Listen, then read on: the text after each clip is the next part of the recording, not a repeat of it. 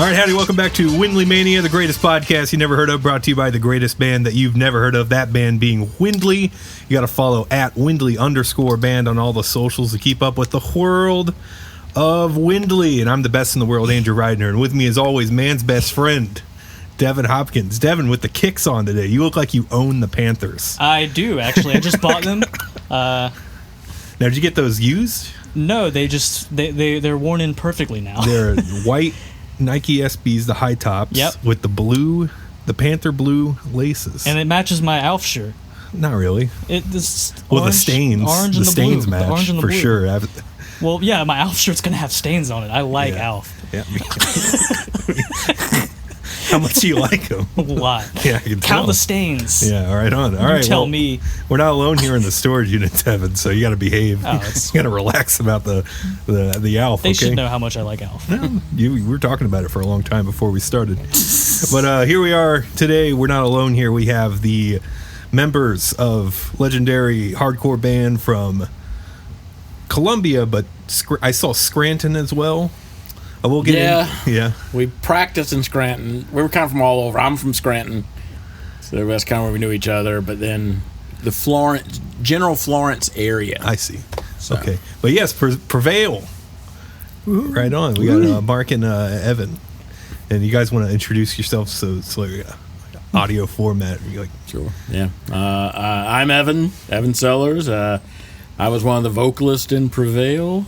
And originally from Scranton, South Carolina, Lake City. okay. Yeah. So, yeah, Scranton's a suburb of Lake City. So, yeah. Yeah. I'm Mark Rogers. I actually was also born in Lake City. We've known each other since probably we were 13. Middle school, yeah. Yeah. But moved to Conway when I was about 14.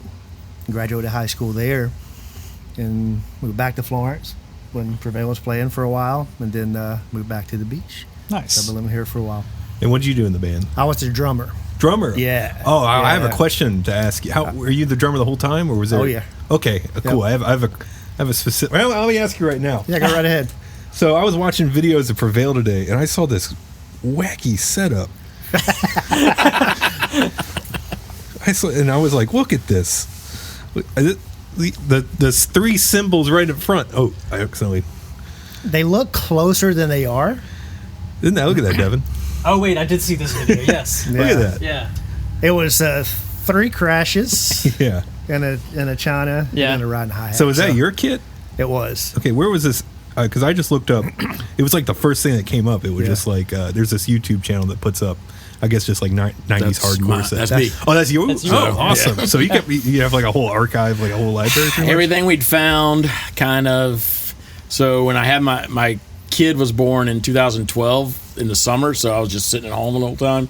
And so I found every VHS tape we had and got one of the little digitizers and sat and digitized everything. And then Mark had a whole bunch from a lot of when y'all went up to like New Bedford Fest and that kind of stuff. Yeah. So just anything we could find, I was like, put it up there so I won't lose it. Did you do a lot of filming too? Is that? Yeah, some of it. Yeah, some of it's either Mark or some of us, some version of people in Prevail were filming it. Back with the big old VHS recorders you had the phone on your shoulder. Yeah, but I just saw that. I was like, that's kind of, there's no wrong way to to configure your kit, I guess. But yeah, I won't play like that right now. But it was just kind of, I wanted 3 at the time. Yeah. But I don't remember you having 3 crashes. Yeah, I don't think I kept it for too long. Every once in a while you would just try something new and something different and set it up a little bit. Okay. But I like John Staniers with his high up crash. Oh yeah, we were talking about the he drummer. Said that he was in helmet, and now he's in battles. But he said he did that. I think at one point he said he did that because he wanted to make sure he hit it less. Because I guess someone told him he was hitting it too much. So he's like, "All right, well, fuck you. I'm gonna put it way up here." Yeah. Or someone told him they were too high, and he's like, "All right, well, is this high enough?" Yeah. So, you guys both from like the Lake City area and stuff. What kind of music were you like listening to around the time? Do you guys have like music in the home or? I did not. Like my parents were a lot older, so whatever was on the radio. But then I've got 2 older sisters, so one of them is much older. She's like 13 years older than me, or 12 years older than me. The other one's like 3 years older than me. So it was like whatever my oldest was into in 1980, 84, whatever she was into. But then my middle sister got into metal, like particularly like hair metal. That kind of mid 80s. She get Metallica, Rat, that type of thing. And so I kind of did that for a little bit, and then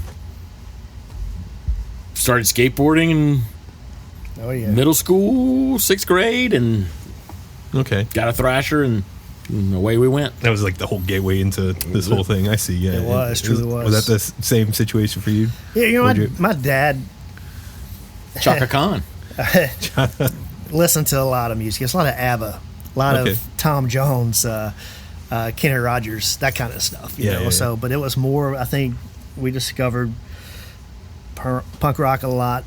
Kind of got into that gateway once we got into skateboarding. So it was a pretty easy segue.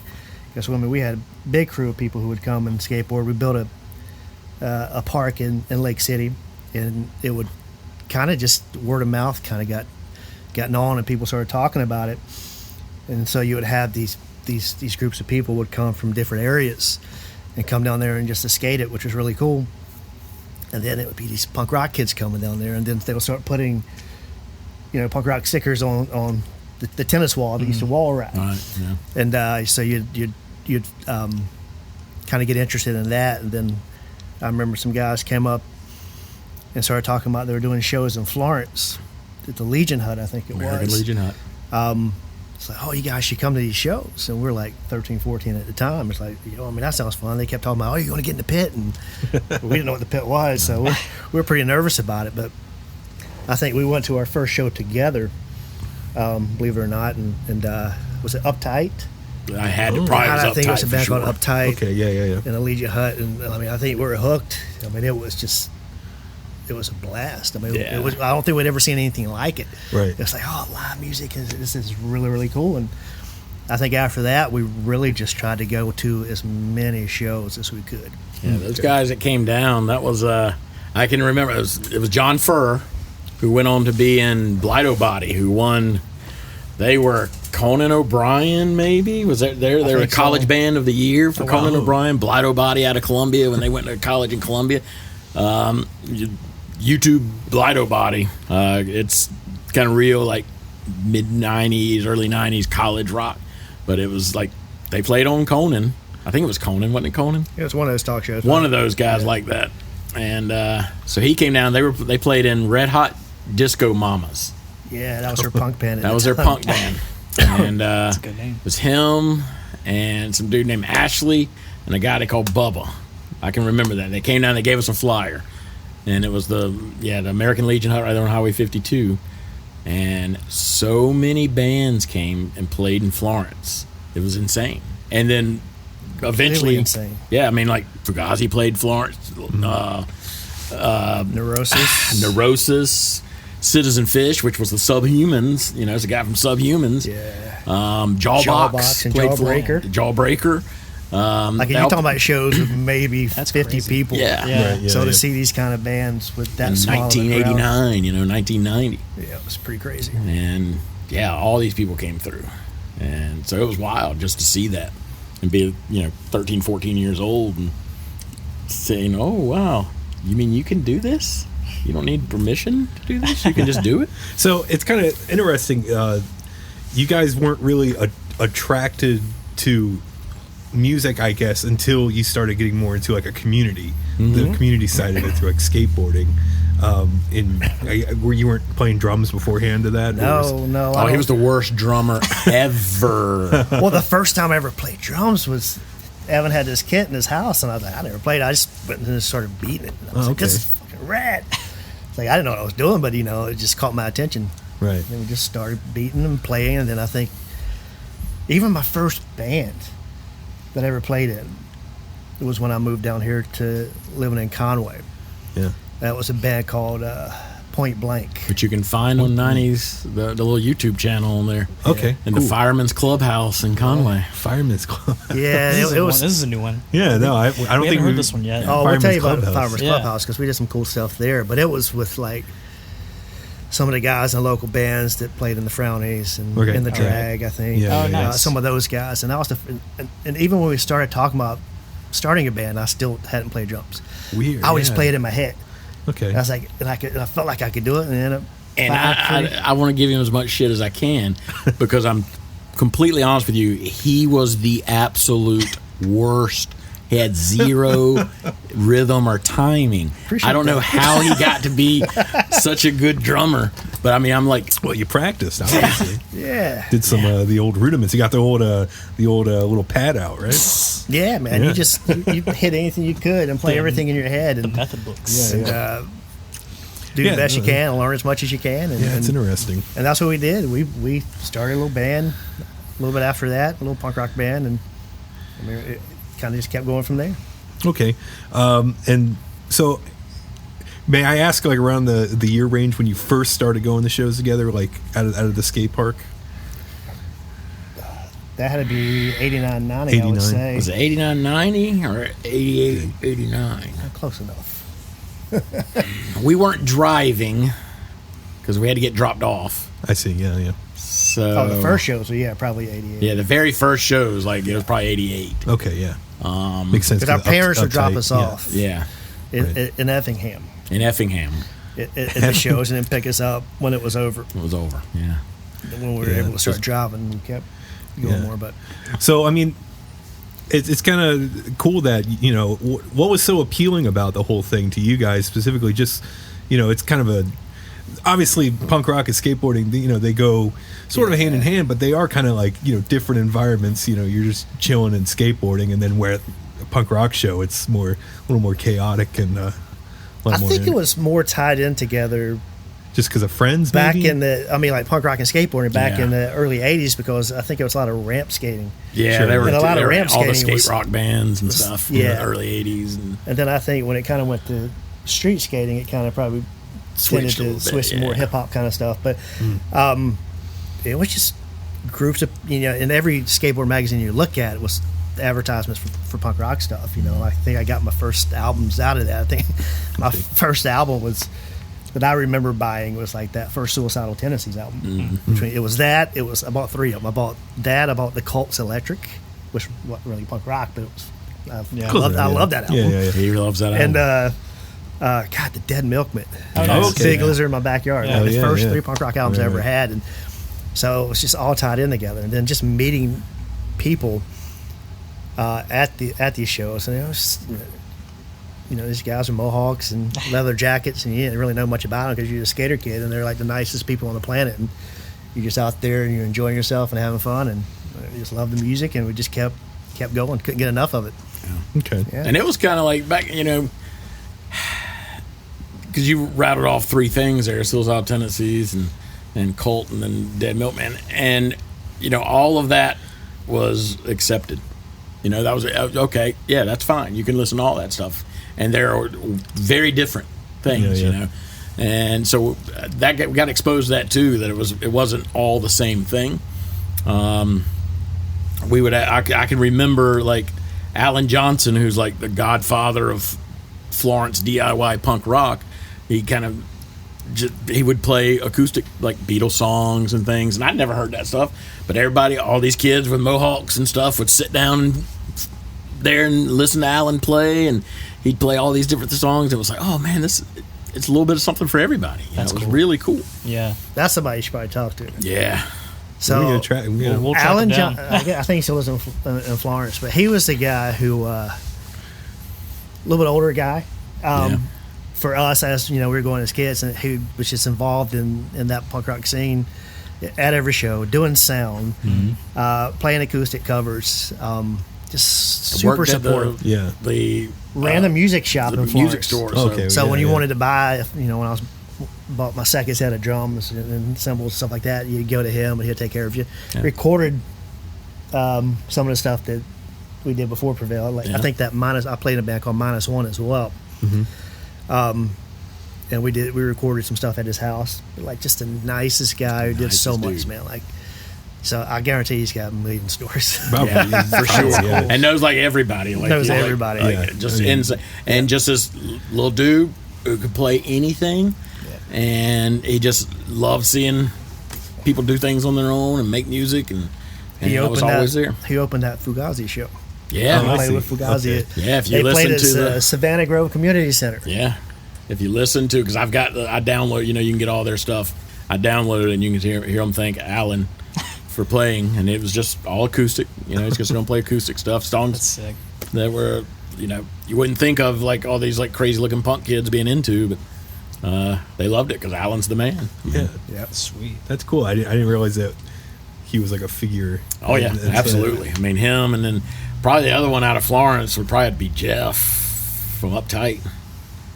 Would imagine, because he did a bunch of the shows. Yeah. He booked a lot of those shows. Yeah. Those early shows that he was doing. Was he the guy to talk to for the the lodge that you called it? The American Legion Hut. American Legion Legion. Hut. Was that the guy? Jeff to book X was there? in Uptight, and what did they play in later? And stuff before. I mean, they were in there forever. Spies on Sabbatical? Spies on Sabbatical. He did that with Alan, because Alan played that. I don't know how I remember that. Alan gave me a copy of that. They were Yeah. just.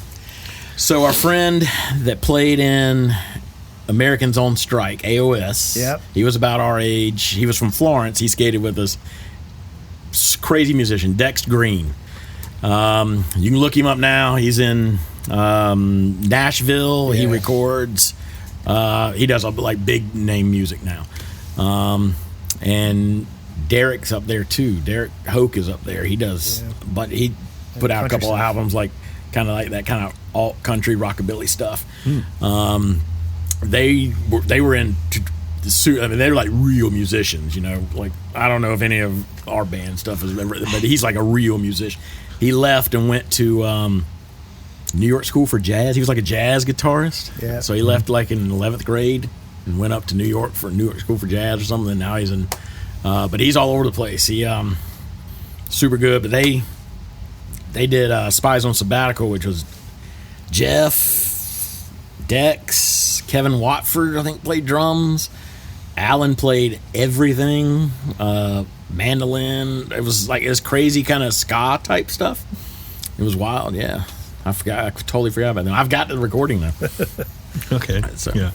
So Evan, were you in any projects like leading up to Prevail or stuff? Not before Prevail. No, I just mostly went around and took pictures. Pictures? And okay. And that was about it. And because I couldn't really play anything that good, and there wasn't anybody else around, and so we just went and we'd go see Mark play, and then. Okay. So were you like the guy for pictures in Florence, maybe, or were there a lot of people? I wasn't. I don't ever work that hard. Okay. I just had a camera. My sister had a camera. She did like something in college, and she had a camera. And then I ended up having a camera. So Was it like, hey, can I come to the show for free if I take pictures of the oh bands? yeah, no, we never had. It was $5. Yeah, So it was $5. at the Moser, so. $5 back then, but yeah. Yeah, that's. I think I did a lot of money. the couple bands before Prevail, and then Evan's done quite a few projects after. So, Oh, okay. So Yeah. good after. So you mentioned -1. Yeah. And what was the other one? Or Well, Point Blank was the Point first Blank. band I did. -1.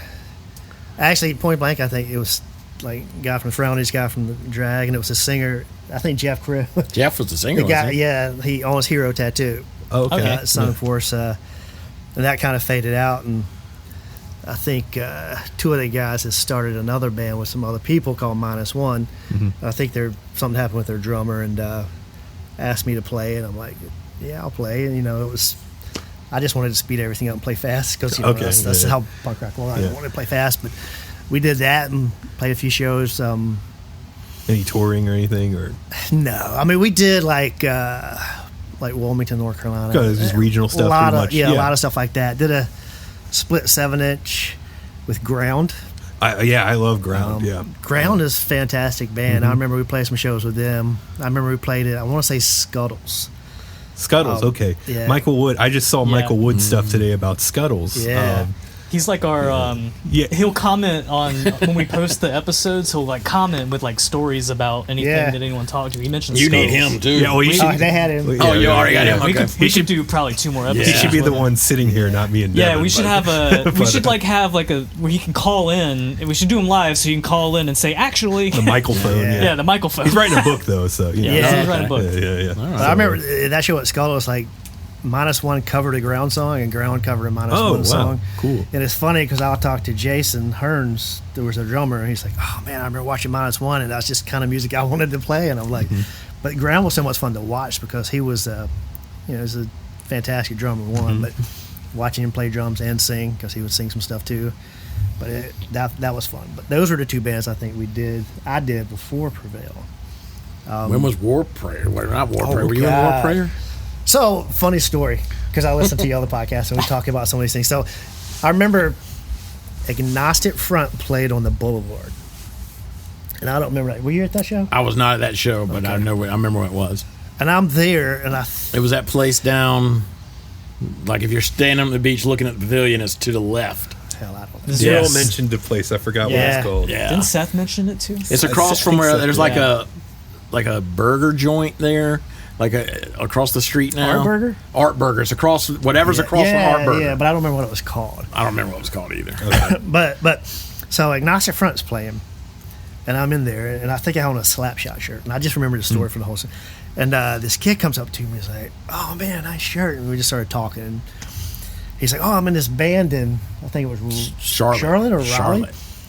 And it was like some band. No, it was like Reflex Aggression. Reflex Aggression. It's on the YouTube channel. And they were changing their name. It's like, "Hey, but we lost our drummer. You'd be interested in playing?" And I was like, "Yeah." So he sent me a cassette.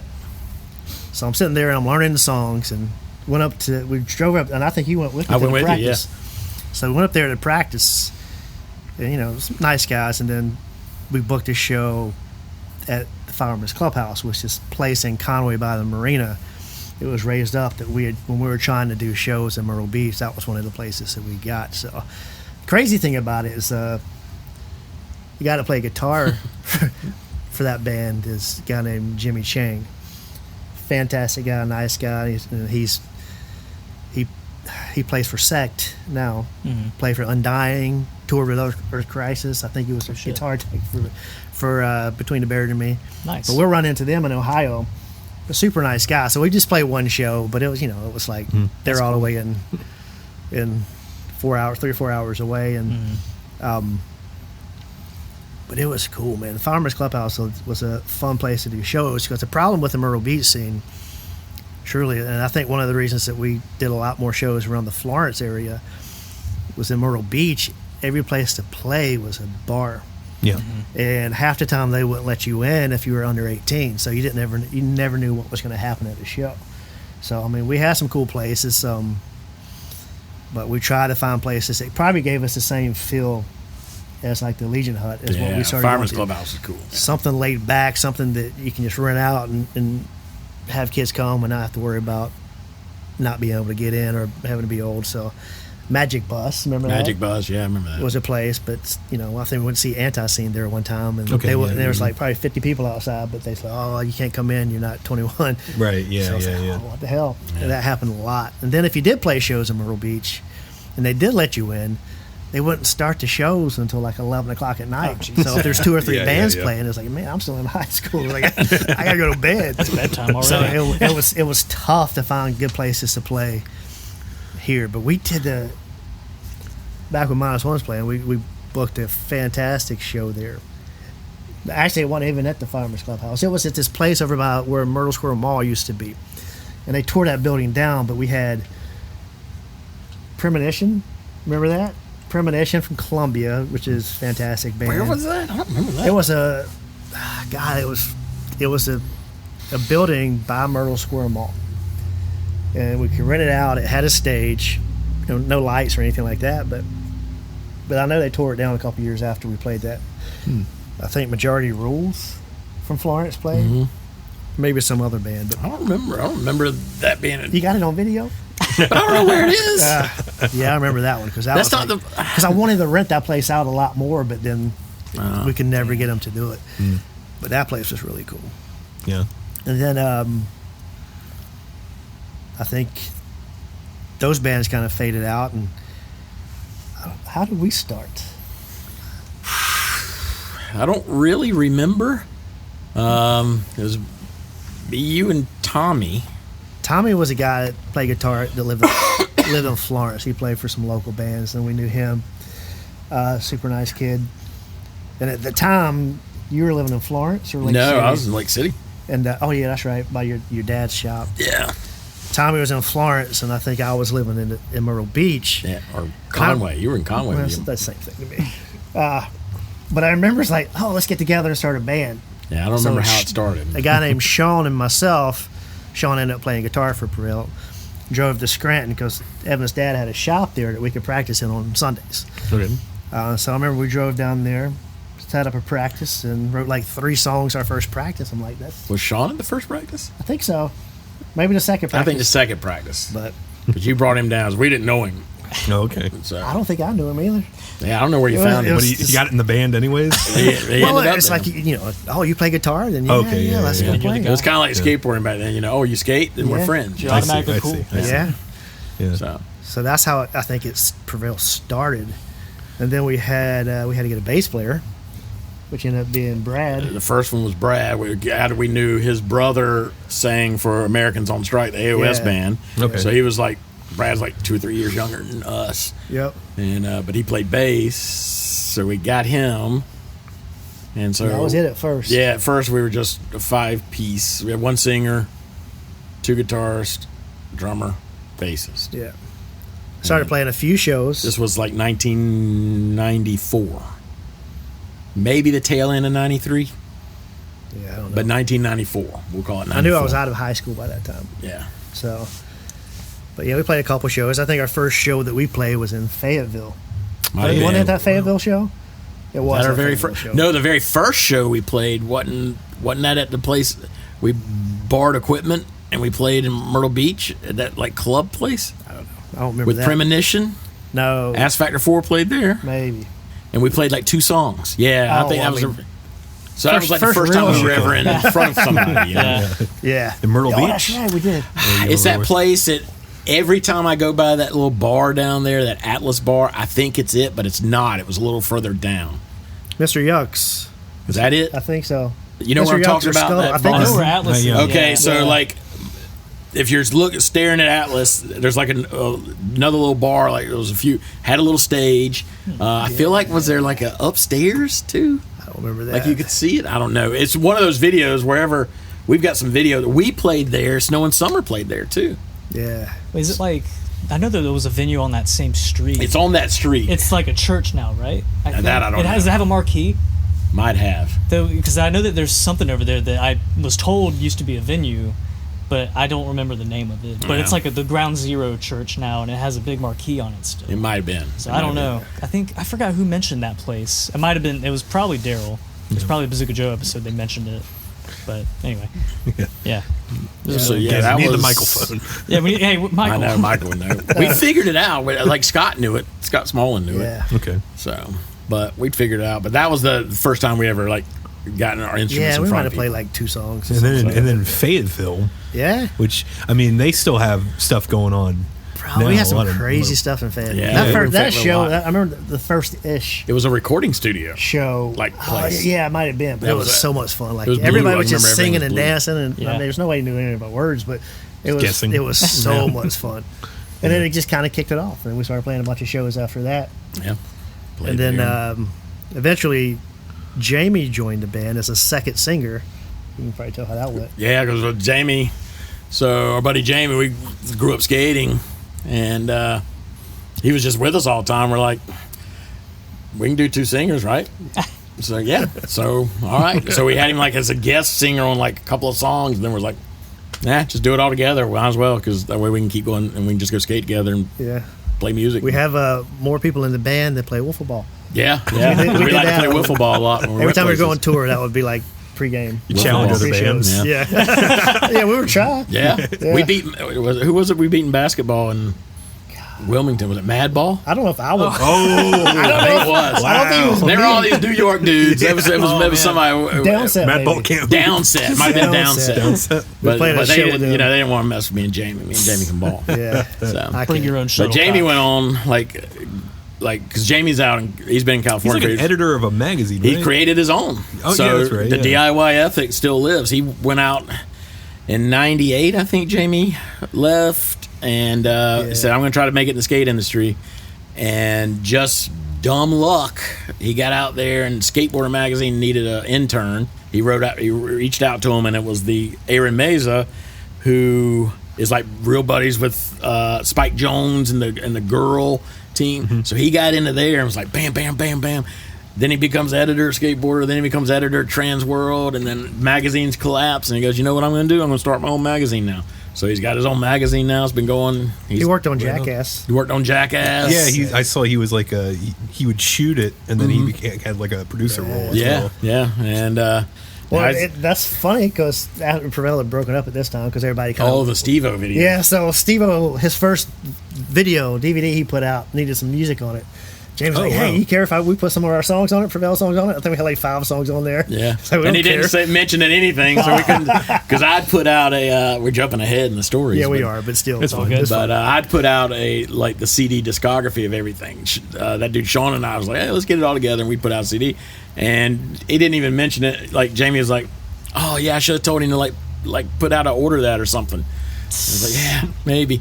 But yeah, so we ended up on that That's really cool. just through Jamie. Yeah, connections, man. Yeah. That's fantastic. But Fayetteville was big early. It was. We played in Fayetteville a lot. Yeah, was it the same place or was this No, different places. places? We had Yeah. some crazy stories about Fayetteville. We had Vietnam. we had one show where we played, and I think it got shut down. I want It to was say on the base. It was on the but base. it got moved to the base. Yeah, it got moved to the base. So I think it was a band called Cross Section because I remember they had a guy and a girl singer. Yeah. And I think the show got shut down. So I guess these people said, "Hey, we're going to move it to the military base. We're going to Okay. play at one of those." So we went out there and we played. Fallen Down might have played with us, and Yeah, Falling Down, I think, was there. so we played, and next thing you know, all the military police are just swarming. Because it's in like whatever, like the bunks, the dorm. I don't know what the hell. I don't know anything about military, but like the rooms were here, and we were playing in basically a hallway. Yeah. Wow. So, That's But it was, and we didn't have a microphone, so microphones. you were singing out of a Coke bottle. yeah, we had a Coke bottle up. And there's pictures of that somewhere. And people were singing along. We'd hold the Coke bottle out, and they'd sing along. And it was great. It was a lot of It's so fun, but fun. it was just crazy. I think we played a show with Bloodlet in Fayetteville, and the monitors caught fire. Yeah, that was Bloodlet and Avail. I think Avail was there. I think it was a different show. That was a different show. Because we played a show with Avail, Prevail and Avail in Fayetteville as well. And there was another band called Countervail. Yeah. Now there's I Prevail. There you Yeah. go. Should kick their ass. Which really screws up when you I try to know. search for Yeah, something. I was trying to search Prevail Yeah. band Myrtle Beach. You got to put Yeah. like 30 things in it. Yeah, You got to sue those guys. yeah. that Avail show was the one that you got there super late. You had to drive separately. I think you might have had something personal that happened, I can't remember. maybe a death in the family or something like that. It might have been. And you couldn't come, so we were getting ready to play with Avail, and we're still waiting on you to get there. And Avail starting to set up. They're like, "You guys wait a little bit." They're like, "No, we're gonna go ahead and play." I'm like, "All right, whatever." So we played. I got after there. them. I remember seeing them. I Yeah. remember seeing them on stage there. I mean, everybody stayed around. It was cool, but Yeah, kinda Fayetteville crazy. was huge back then. it really was. It was a lot of fun. Met a lot of good people that we probably still talk to and keep up with from that area. So that was fun. Okay. Let me ask you guys about like how do you feel about like the term like screamo and stuff? Because some people use it as sort of like, you know, a genre, and they'll like curate things like this is screamo, and then there's like the weird misunderstanding using it as like a derogatory Right, thing. yeah. So I just thought about that because I mean like you guys were doing like there was obviously Inhumanity, Right. Yeah. Right. Yeah. but you guys were definitely doing like the screamo and mixing it with hardcore thing fairly early on.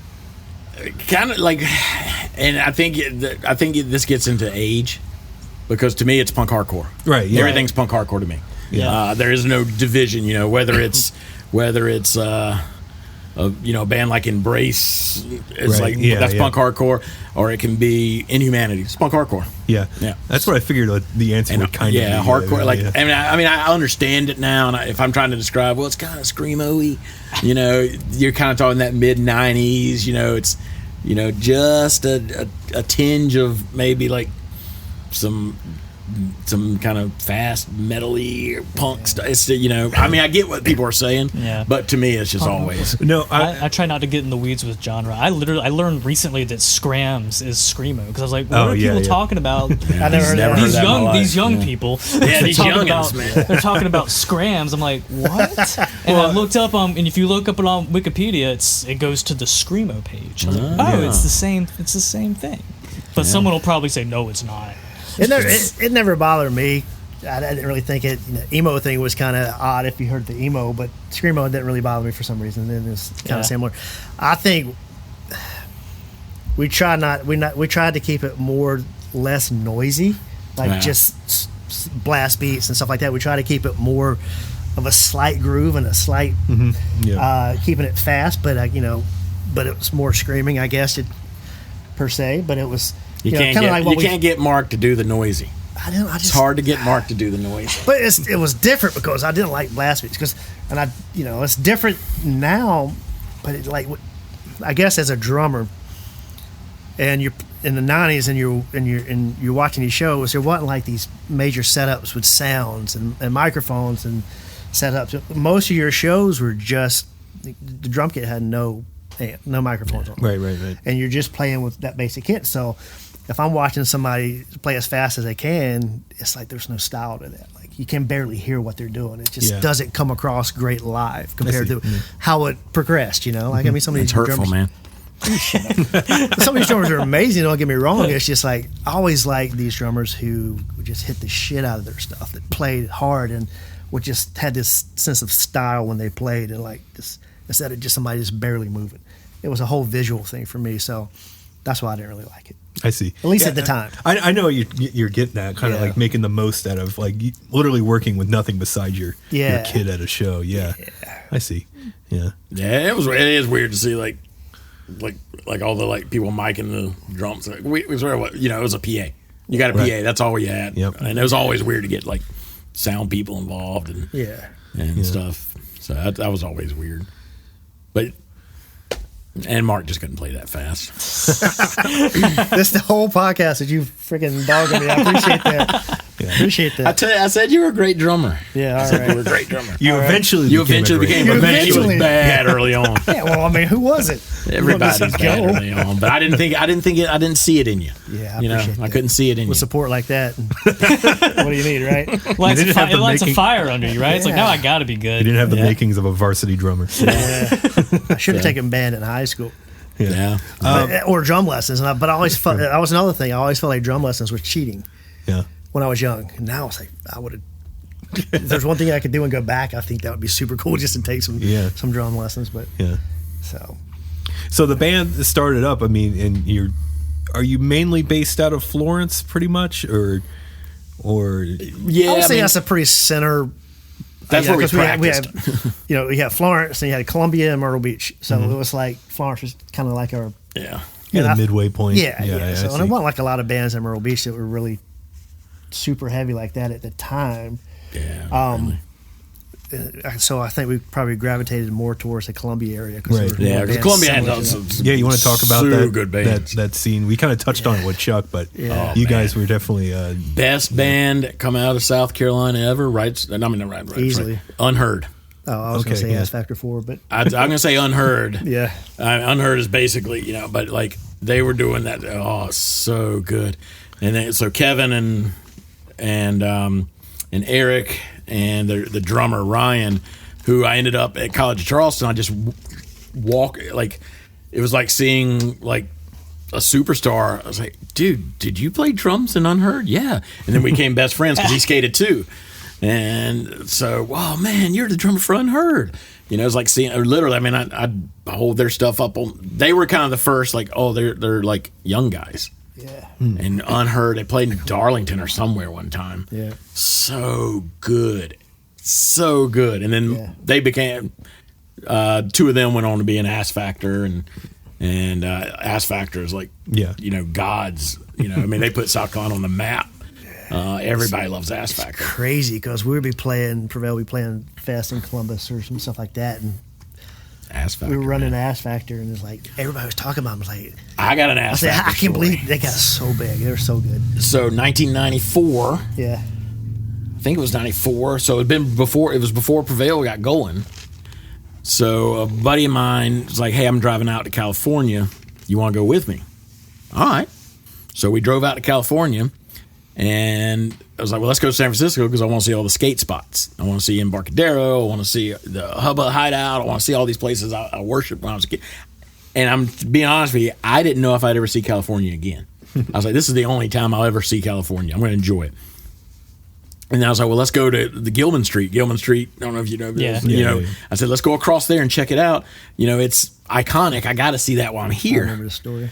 So we're riding by Gilman Street. There it is. There's we got a map. There's no GPS or anything. I'm like, there it is. And then I'm looking, and all of a sudden I see Bill Glover from Premonition, and he goes, Evan?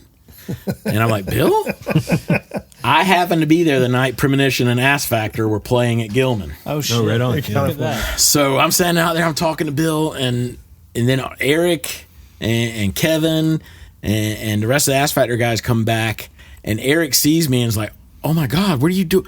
And he's like freaking out. They had just been in a robbery.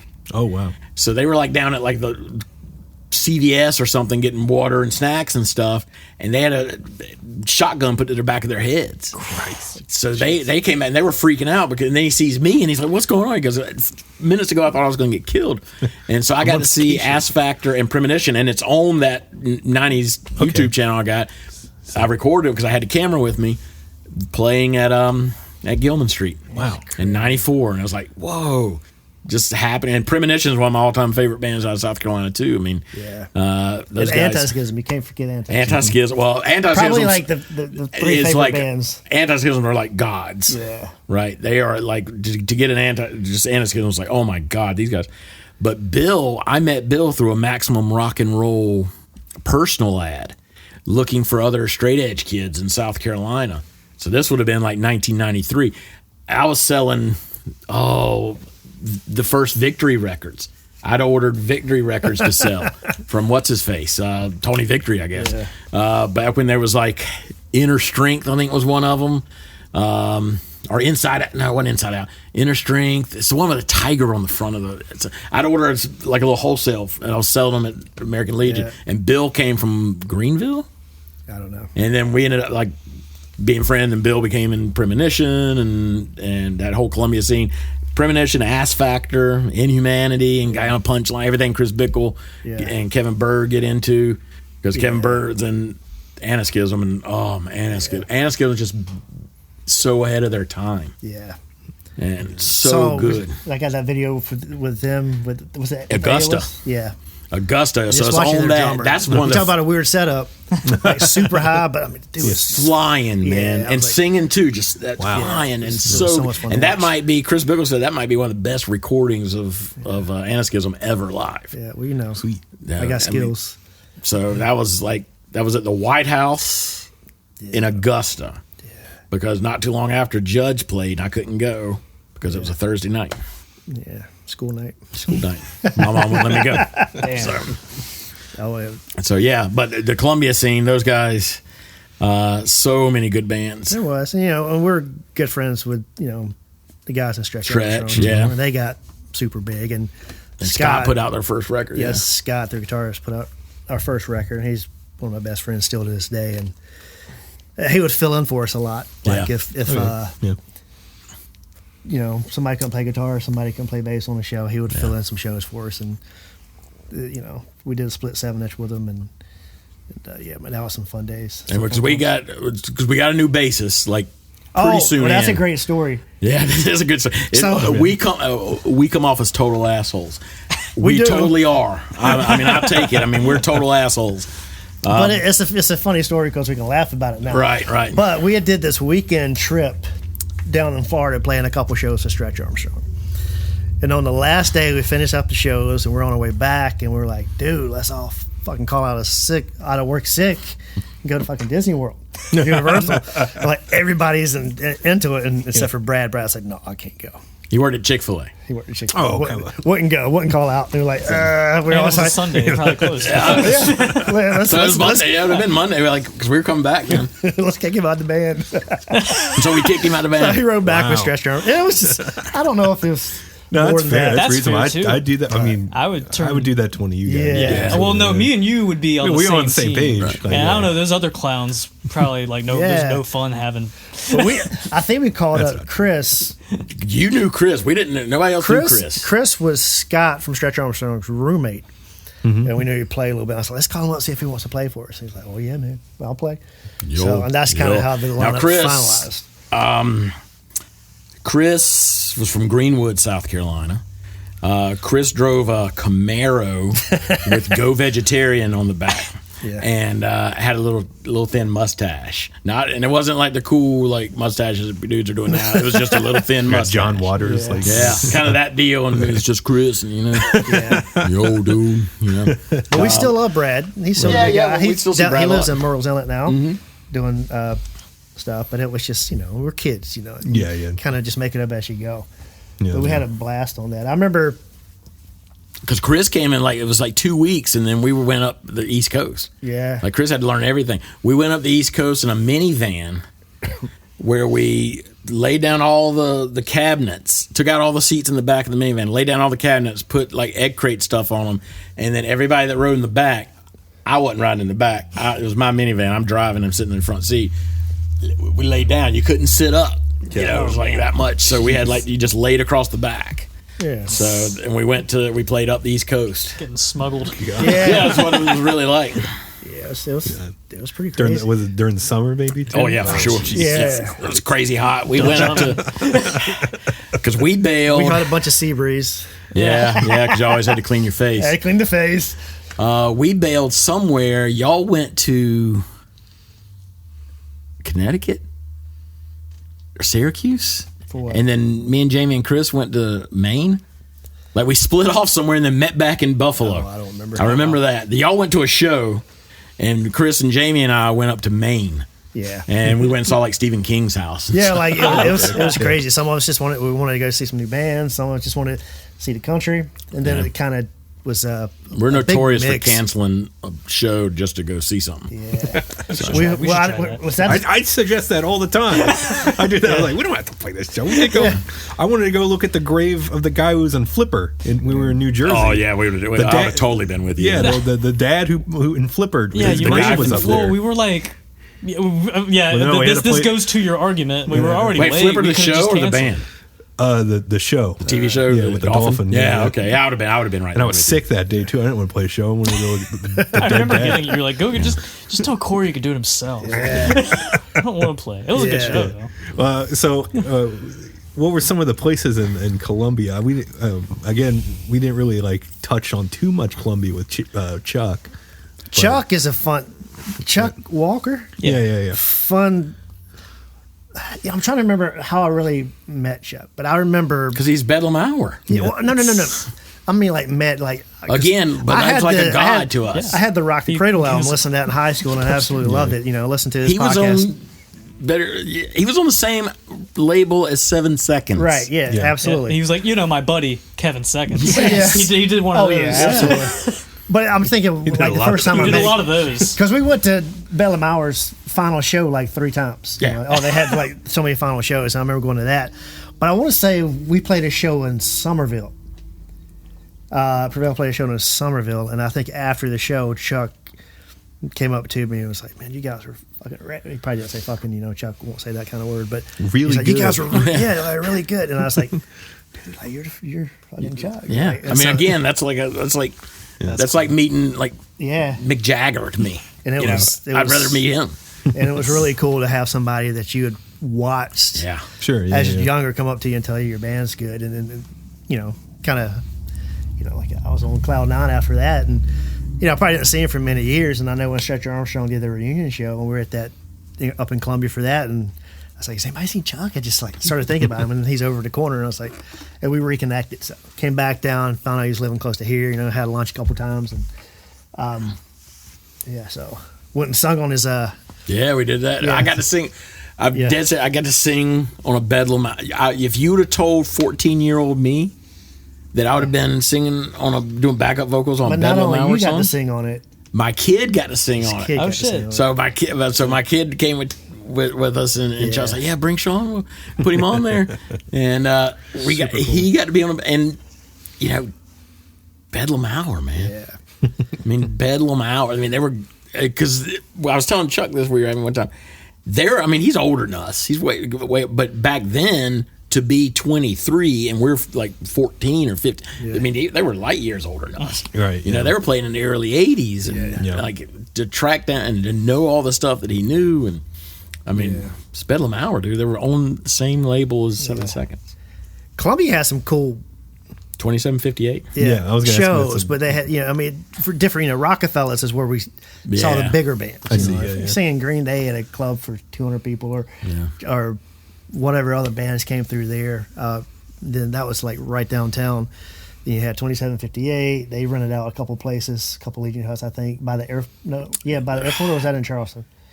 It was out by the airport. There was something Yeah. there. It was almost like a basement. It was like a cement block building, I remember. Yeah, so you That's had where some- that one show, I think, is that you had. Oh, okay. Yeah, I was. 'Cause I remember we played at Hot Water Music a couple times. Yeah. We played with them in Savannah with like 5 people there.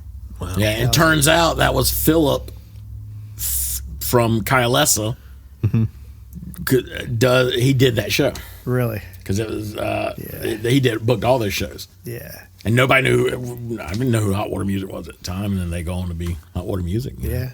Yeah, but there was a lot of fun shows in Columbia. I think we gravitated more towards that scene, but Yeah. just because how different Myrtle Beach was, Sure. Yeah. But I mean, I always loved it. It's my home, but it was just And Myrtle Beach kind of died out a little bit until Michael Woods got lazy up and going. Really. Yeah. Then it was like we were here like post Prevail.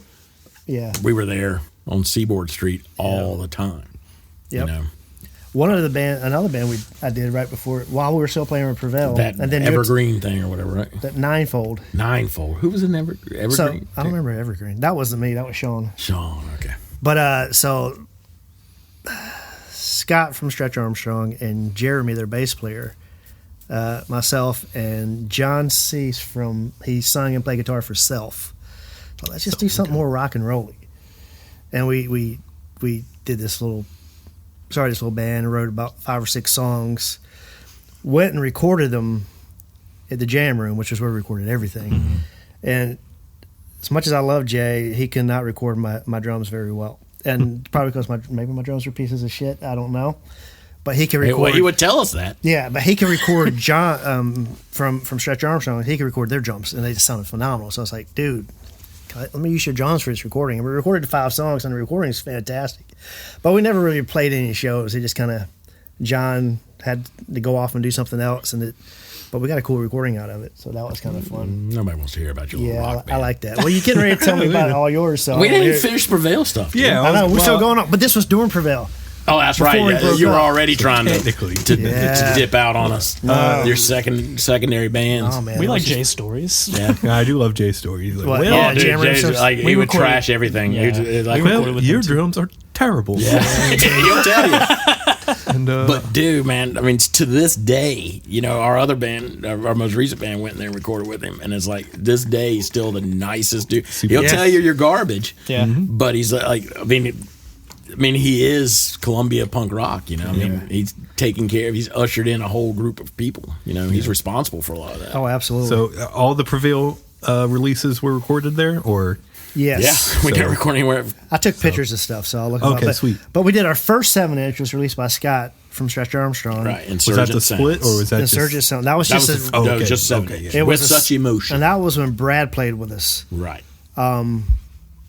which was it was that 7-inch. And we did that. I We see, had like yeah, all yeah. kinds of colors on it, and that was with I was just looking That one's on at YouTube. Jay, some and of the it's a stuff that you handed pretty me. decent recording, and it was kind of more when we first started. We were just starting trying to write songs, and I think we were a good bit slower than we normally are. Way slower. Way slower. So like it was we kind of had to build up. Kind of metally. Yeah. Although some of the songs still hold up. Yeah. They're Well, it's just- slow, but Yeah. slow and long. Yeah. And now, as we progress, we went faster and shorter. I like fast and short. Yeah. So was there any I guess besides like the obvious like hardcore and punk stuff but was there anything else like feeding into what you were trying to play or like inspiration rather? We all kind of were like kind of different. Yeah. Yeah. Like, Mark and I came up early. We were New York hardcore. I see. One of my all-time favorite bands is Judge. It will forever be. And it was right when you're kind of getting out of. I wouldn't say getting out because I still love it, but like Bad Religion was one of my favorite bands of all time. Yeah. And I think I saw them in '92, and still love Bad Religion. But that was kind of like I love just melodic and fast, and so that was great. But we were kind of getting into stuff that was a little bit heavier, and that's when we kind of got into like the Gorilla Biscuits and Judge and Sick of It All and all that kind of stuff. Youth of Today. And I remember some of the guys I used to play was like, "Oh man, that's metal! Like, why you listen to that metal?" And then they do some of these really bad bands. But hey, it's cool. It's cool. It just kind of was a progression of what we're doing. So it was more of that style, a little bit heavier, and it was slower at the time. But yeah, the Chugga Chugga thing kind of then that era of the Chugga Chugga came in, was going for a while. and then I liked like some of my favorite bands, like Born Against, like kind of Born Against. I was really into so a lot of that like political hardcore from the early '90s, Rorschach and stuff. Yeah. Then you get like all like Ebullition's one of my favorite record labels ever. Like everything that comes out on Ebullition, I love. Downcast, Groundwork, all this stuff's coming out, and I'm like, oh man, I love that. It's good, real. Kind of always got kind of this message, and it's real deep, and it's political, but it's Very personal DIY. but super DIY. Everybody, you do everything yourself, and it's not polished, and that's kind of like I don't care for the polish. I like it to be I like it to be a little dirty. I want it to be a little dirty. Dudes in a room. Yeah, and I want it to be like, but then all sorts of things. Like you get things like Still Life, who was like would be the most emo-y crybaby band, but it's so powerful, right? And it's like so good, man. Even see them play live, and it's like so we all had these like crazy different. Coming from like the Chokehold, the Outspoken love era, Chokehold, love Outspoken, and so everybody's kind of mingling in and getting this different stuff. So we had, I have the more like screamy voice. Jamie and I had screamy voices, but we'd kind of play it with like more organized music. Like it wouldn't be quite as noisy because Mark doesn't deal with the noise. Yeah, he's not going to put up with the noise. like a little bit. We got him there. We got him there. You can see it. So we progress. We got him there. I think a lot of it too was like a lot of those bigger bands like that went on to do like Victory stuff, and it's like they were so serious. Yeah, like that. Like nobody was.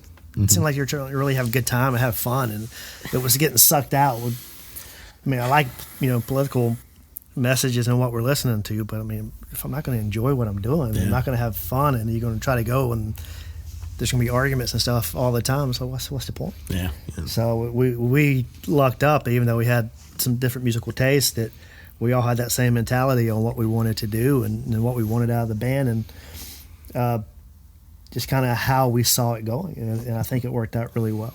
Yeah, there is like a good bit of political undertones in a lot of the Prevail stuff. I mean, and so that was like a collective thing you guys all wanted to do, or and we talked about that not too long ago, and we feel like there's nothing we're embarrassed that we talked about. Sure, yeah, and we're still the same people in terms of that.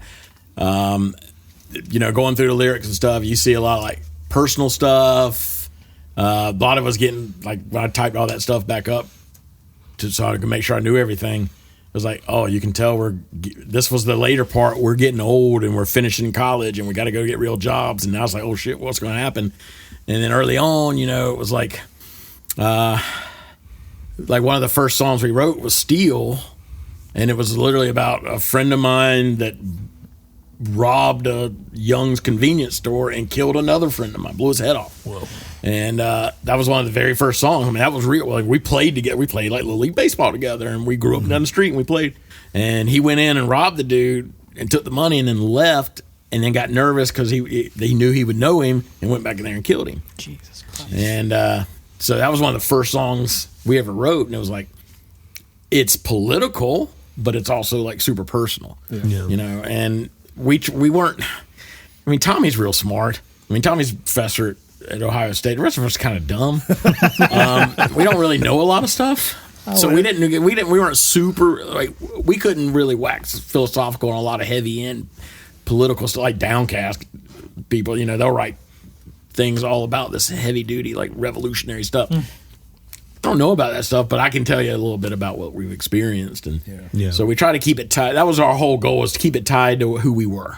Sure. Right. And we're dumb kids from South Carolina that wanted to play in a band, and lucked up and got to play in a band and put out records and go across the country and have kids from other countries write us and say, I love your record, you know. Yeah, I saw a picture of someone from like Denmark. Yeah. Is that like a thing? Yeah. That dude came, he came to Detroit to see us, and then came and stayed with Jamie out in California. Wow. Was he from Denmark or Belgium? I don't remember. Yeah, but he got a record. He came and met us in Detroit, and we were like the worst band in terms of like merchandise. We never really had merchandise. We just we don't. Who's going to sell it? Did you have your records for sale? We did, but we would never like. Who's going to sit out and sell these? Not me, man. I want to walk around and do stuff. Sure. You know, I don't know. That doesn't sound like my band at all. We would load up a van of 10 people and travel across country. Yeah. Yeah. And we had way more people that could sell stuff, and We had a softball team. Yeah. but we never did it. Yeah. It's like Scott, you know. What does he do now? Professional photographer. Didn't take a single picture of us. We have hardly anything. Jamie, professional photographer. Yeah. Drew works for MSNBC. He works on like the Morning Joe program or whatever. No pictures. He went across country with us for a couple of weeks. Stefan works. He would load up stuff. Yeah. And then Brian, who's Brian. Yeah, he didn't do anything. So we had nobody doing it, but it was just like, oh, let's go do stuff. Sure. Yeah. You know, Dude, we're gonna go on tour. You want to come with us? Yeah. Okay, let's go. Yeah. Quit your job. Then we got in Atlanta. We played a show in Atlanta. It was like one of the first shows. We didn't make Atlanta. No, I thought that's where we picked up Stefan. We picked up Stefan there, another dude, just randomly. You want to go with us the rest of the time? Yeah. But we didn't make Atlanta because we were driving a van on a forged title. So my dad sold used cars, and not like used cars like we're talking about used cars off the side of the, in somebody's yard type. $2,000 back then, and so he got us a van from the guy he gets, but they didn't have the right title, and we were leaving in a couple of days to get it. He's like, all right, so they found a different title that was the same color, but it was a different van, and so they got so we did that, and it took us a while, so we were late from getting our tags, and we didn't make Atlanta in time. Our very first show, we missed our very first show of our tour in 1997, and missed the very first show, and we missed a whole lot after that too. Well, was that the West Coast tour? Yeah. Oh, that was a fun tour. That was fun, and we had 10 people in the van. We had a U-Haul trailer. And we had 10 people in the van. We put a bench seat across the back and my couch across the front. So the people in the back were facing each other like we are right now. And one group's across the back and the other groups. And then 2 people had to sit on the floor with their feet underneath the very safe. It was so bad. Yeah. Again, I'm not riding back there. I'm usually in the front. And there's only a few people that could drive. We played a few shows with was it Boy Sets Fire and Converge on that tour? Yeah, really cool. I know we played. Yeah, a house show in California, which was super fun. It was super fun because, like, at least for me as a drummer, I always liked it when people surrounded you. Yeah, sure. Yeah, like that was like super cool. And then like playing that house show, there's people behind you, but then there's windows right behind you too, so everybody's outside looking in too. So that wasn't a house. That one show was. The house show was in Steve Aoki's apartment. Whoa. What? Yeah. You know Steve Aoki? Yeah. He played in a band called This Machine Kills Fascists. Yeah. Maybe. Yeah, I think that's it. Yeah. And they were in Goleta, however you say that. That was the one you're talking about. Was at that's a club. We that was a club then because had to clear plate glass in the back. I don't remember. I thought it was a house. It was like something that they did shows. It wasn't a house. Yeah. The next night we played in that little apartment, Steve Aoki's apartment. I just remember boys, especially with me and Scott, Boy Sets Fire was like, no, just talk. Don't care what you say because we had these super Southern accents. Yeah, they just we got made fun of a lot. Yeah, it was cool. I mean, in a fun way.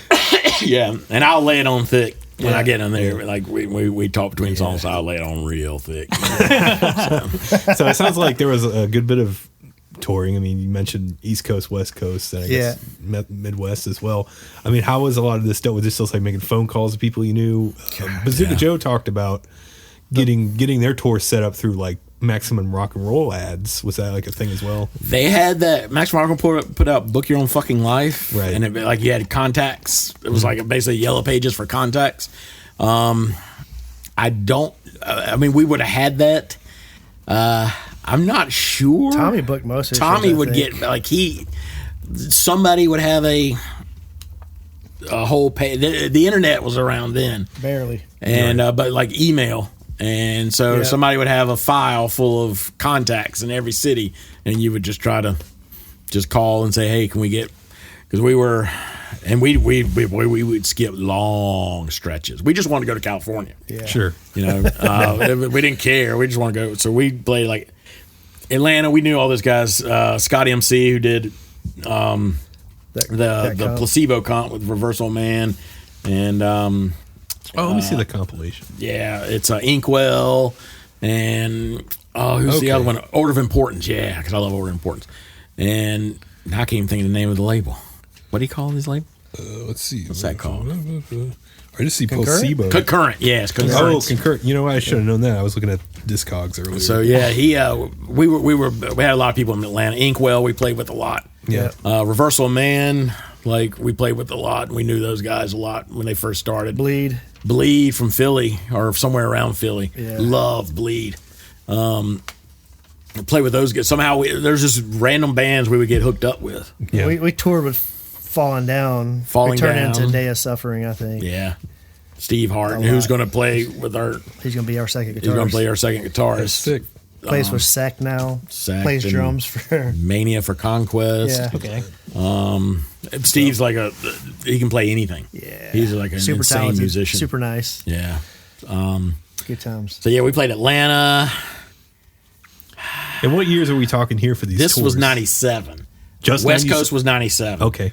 Then there was the breakup. That was the after reunion. We broke up in 96. Yeah. Because Mark was a jerk. Yeah. And he couldn't play drums. And he couldn't play drums. He couldn't play fast enough. But when we broke up in 96, we started this other band. Then they stole our song. And I will never forgive them for that. Yeah, he won't. Because we played that song live in Wilmington, and Chris wrote it. And it was one of my favorite songs because me and Chris sat down and I said, because Chris is like the awesomest bass player ever. Yeah. And Chris is the awesomest dude ever. And he's got that, and you look that song up and it's Rents playing it. And it shouldn't be because it's a Prevail song. We just didn't record it yet. What song is it?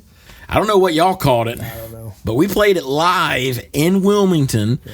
And then when we broke up, y'all took that, and it starts off with Chris and that bass, chasing bass. Oh, I see. It was like a song that didn't get And then y'all took it and stole it, and that's why y'all probably broke up. Yeah. Well, no. Well, we Prevail split up for a while. And so everybody but me, Chris, and Jamie started another band with Scott from scratch and some random singer, Chris. But he lived like somewhere in North Carolina. I didn't know him at the time. And it's like, we did an East Coast tour with a band called Run America. Released a 7-inch, like a 6-song 7-inch. Played in Canada with Grade. And then got back, and I think it's like, by the time all that was done, I think everybody had, you, Jamie, and Chris, we all kind of started talking. It's like, man, we kind of missed this stuff. And, you know, like any band's going to have these times where you argue. Yeah. And I think a little bit of it was just...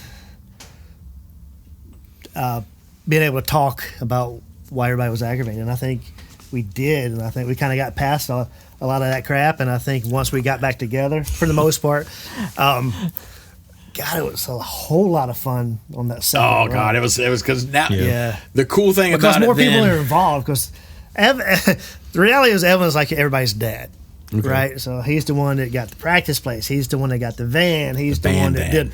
Yeah, I know, right? Did all of that stuff, and he drove most places. So like, I think everybody just needed to participate, be more active in it. And so I think after we kind of figured all that out, and everybody started holding their own weight, and we just really enjoyed that second half of the. And we were older. Yeah. And it was super good. I wish now, because even when we were young, like and we try to be like, oh, I don't care what people think, but we wanted people to like us. We wanted other people to like us. We wanted to be cool. We wanted people to want us to play. We wanted to like us. And whether it was we weren't conscious of it or not, we were trying to do it. On the return, it was like, I want to have fun and enjoy ourselves and do what we want to do. Yep. And it was super liberating. Yeah. And even though we always kind of did what we wanted to do, but it still was like, do you think we got a good review? Because back then it was a review. Because there wasn't, Maximum Rock and Roll. I don't even know if Maximum Rock and Roll ever reviewed it. Heart Attack was the big thing then. Kent McClard from California Abolition Records, he did something because Maximum Rock and Roll wouldn't review certain things they didn't consider punk because of the way it sounded. And so he's like, fuck that, I'm going to start my own then. Sure, yeah. And he did it, and probably one of the things that helped us is they gave our first 7-inch a really good review. Yeah. Cool. And it was kind of saying, it was like, there's some kids from South Carolina and they're doing what they want to do, and so boom. And to this day, I ordered a bunch of stuff from Kent the other day, and he was like, hey man, how you been? Yeah. So he's like 60 something years old and he's still doing his little, to me that is punk. Right. Sure, Dude had never had he's done what he wanted to do his whole life, put out these records, ran a label, did shows, did this his whole life. That's punk. That's cool. Yeah. And Super awesome. Yeah, so that tour was super fun, and we canceled shows. What did we release by then? And I was looking. We did that was when we were waiting on getting the LP. Yeah, but we did the first 7-inch. Our second 7-inch was the split with Stretch. Mm-hmm. The Placebo comp probably came out by then, right? I got the discog. I had to do screenshots. Yeah. Faded Words, was that the that's the demo. Steve Hart recorded that with I don't remember that. Now all the kids want it. It's a I can't remember the brand, TX, like 4-track or 8-track with the tape player, tape in it. Like I know kids are like wanting to record on that stuff now. And it's like, what? It's coming, everything's full circle. Yeah, it really is. And I imagine like the younger kids growing up not having like physical media. Yeah. To have that. And records are so expensive now, you kind of got to go with tapes. To press 1,000 LPs is like insanely expensive. I was looking it up the other day. Yeah. It's like, who can I bother to help us out, Yeah, it's the prices are crazy. When was the Detroit Fest? This was like the coolest show we ever played. Okay. Probably 97, late 96, Yeah. 97. I remember It was huge. and that was the only show we played. We drove to Detroit. Yeah, just drove to Detroit. Had to rent a van. And we get and we go to play this Detroit Fest, and we figure maybe 200 people, 300 people. That's what we were thinking. And I swear to God, you go and it's this gargantuan gymnasium, like 1,000 people, and we played out of 8 bands that night. We were probably 6, Something like and that. I think Sensfield and Jimmy Eat World played that. wow. I've seen the flyer for that. I was hoping Yeah. that was the you know show. what? I did see the flyer for that. And we got that. that's when we got that on video too. And it was just Jihad played. Ah, they were good. Yeah. It was insane. They would have these dudes holy come out with crap. these floor toms, and they would just start. Yeah. And it's like this tribal stuff, and then they just start building up. It gets built, and then they kick in. Oh, so good. That was a great show. Still Life played that. Yeah. Not Reversal Man. Puritan played that. And then we did a lot of fest in Columbus. Yeah, we did the More Music Fest in Columbus. That thing went on for several years. Yeah. That was awesome. Yeah. Was that like a hardcore? Yeah, it was everything, and that was one of the cool things. That was the cool thing about the night. There was always other things going on, but other than just the music. Sure. So they'd have these workshops on things and various things, and a lot of this was kind of real big, and when things like feminism and stuff really, because it was a boys' club for really early on. It was boy, and then all of a sudden, boom, it's got all this going on, and that was super cool. And they would have all these things. So More Music kicked off, and they did like many years of it. Right. And just incredible. Ass Factor, we didn't play this one, but Ass Factor was there. Threadbare. I remember that. God, Threadbare was so good. That first 7-inch Threadbare put out. That song Hoover. Oh, that's so good. Who else played that? Ass Factor.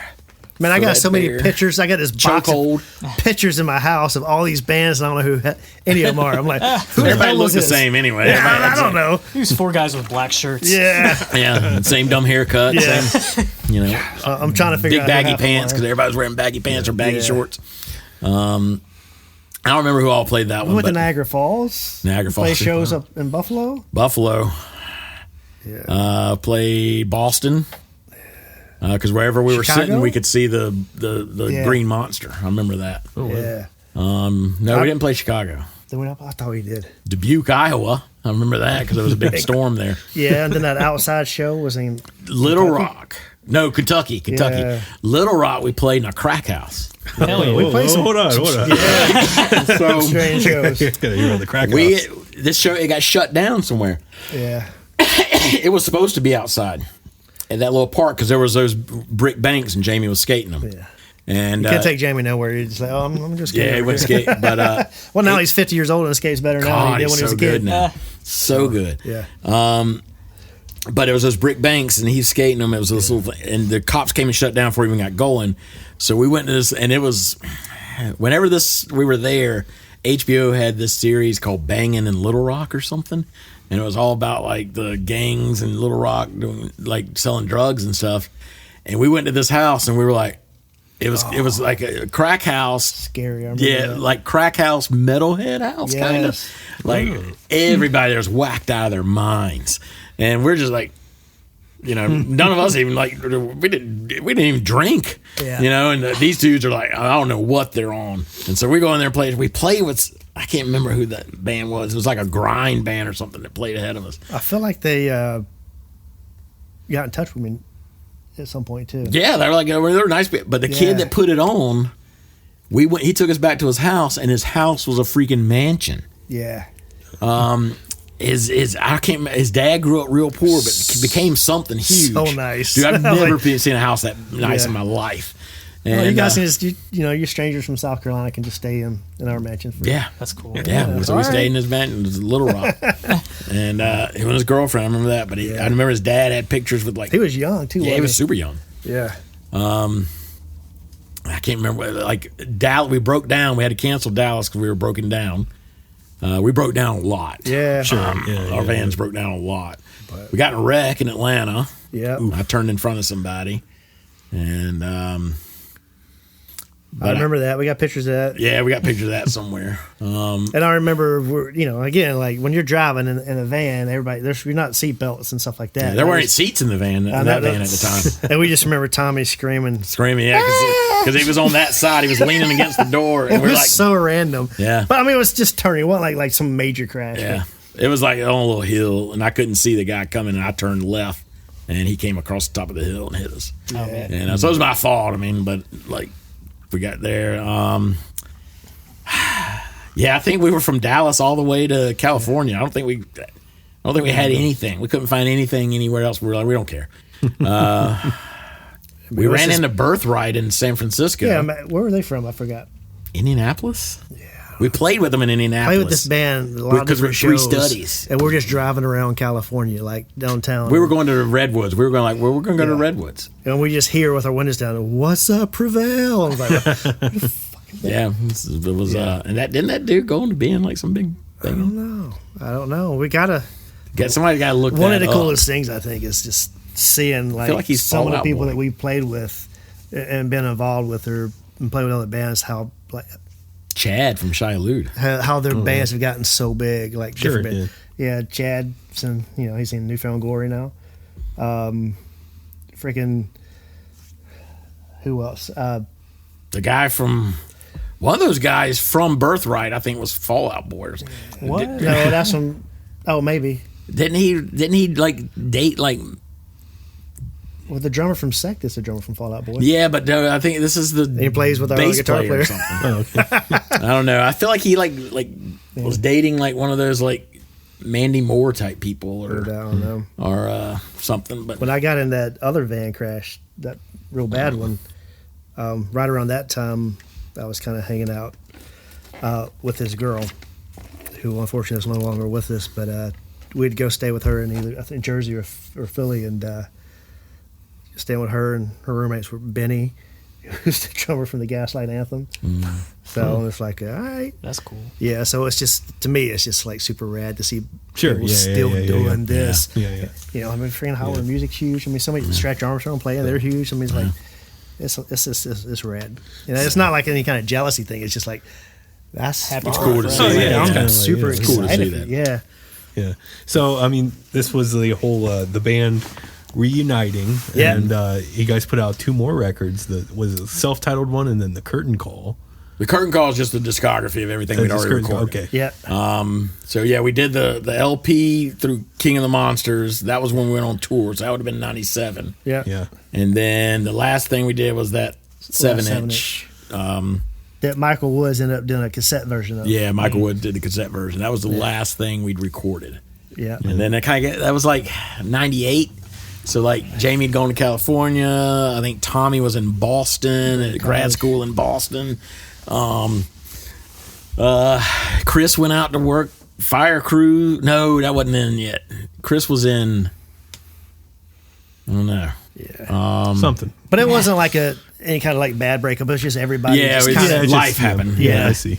complete and then- life happened. So after Prevail would have been Sean and I, the guitarist Sean and I, we did. What was the first thing? Yeah, I did like 5 bands. You did 5 bands. Red and then- Herring. Yeah. Like Okay. So many bands. So Red Herring had me. I was singer. Sean was guitarist. The dude Robert Finlatter, who played in. He was from Charleston.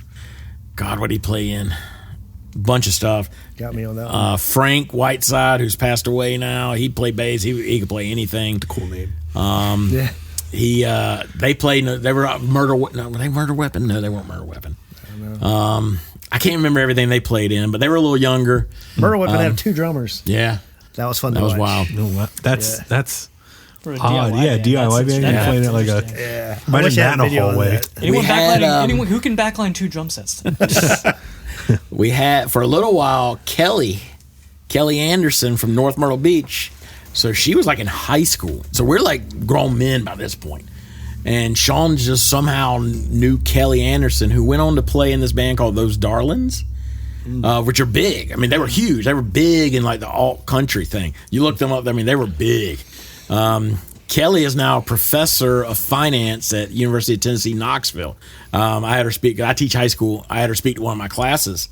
But she is like a real good. She went to Governor School for Arts, and so she's like a real musician. Like she knows like music. Yeah. And she played with us for a little while, and it was cool because she couldn't come all the way to.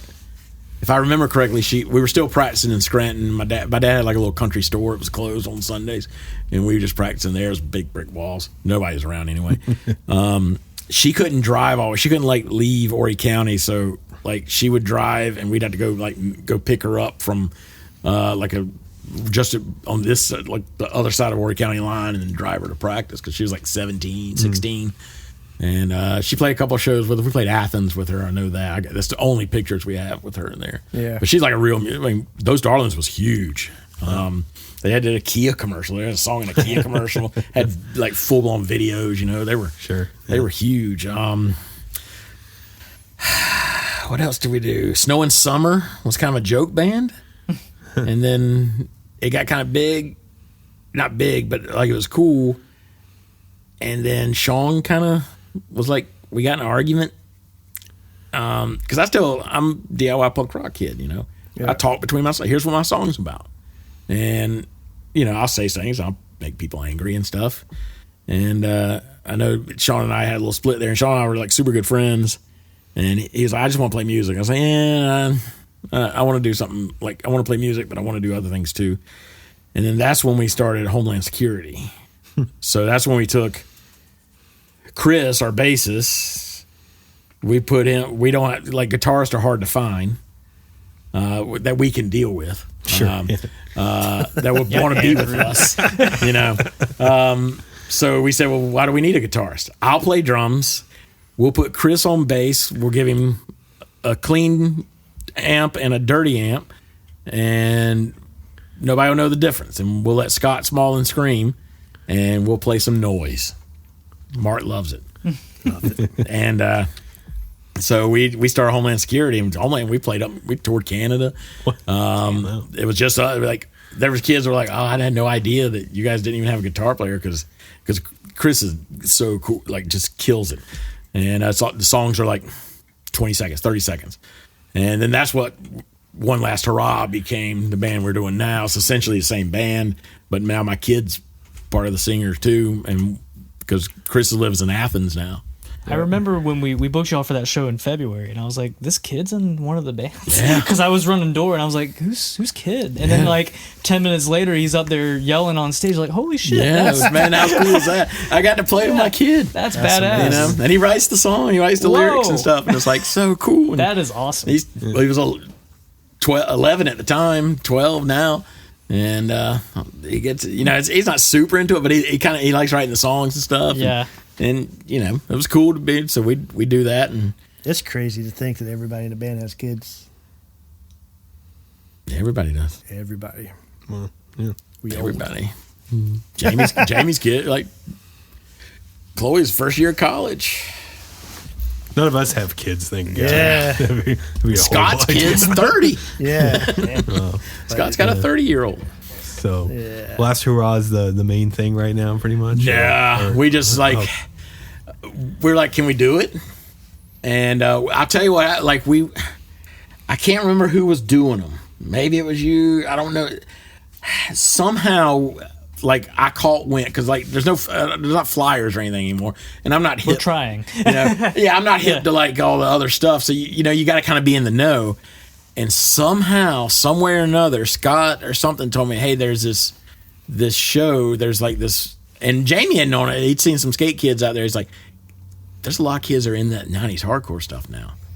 And we're like, "Really?"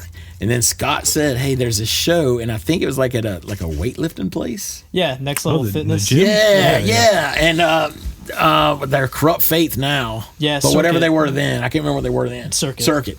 And I was like, dude, they were real 90s hardcore. I was like, dude, that's awesome. Yeah. And there's all these kids in there, and the way they had it set up, it was like somebody's playing with this. They were just we going did down. two PA systems for that one. It was so rad. That was Costin mostly because he like ran a weightlifting class there because he does like strongman. He did the strongman competition at the convention center this past weekend. Oh, okay. So when he worked at that, or he helped out at that gym, and the gym unfortunately closed. It was really, really cool that they let us do a few shows there. But it was, I was in Hymns of Blasphemy at the time. That was our first show. Yeah. I remember that. Okay. And there was band Nasra. Because y'all played that way. Yes. Okay, I It was remember that us now. and Nasra played on that side. Nasra practices out here too. Okay. And that was their first show, if I'm not mistaken. They're like more of like a death metal band. Yeah. And we had Circuit, and there was a touring band. The guy's name is Brandon Ritchie. He was from like Philly. He hit us up saying, "Hey, our show dropped. Can you help us?" I was like, "Sure, I guess." We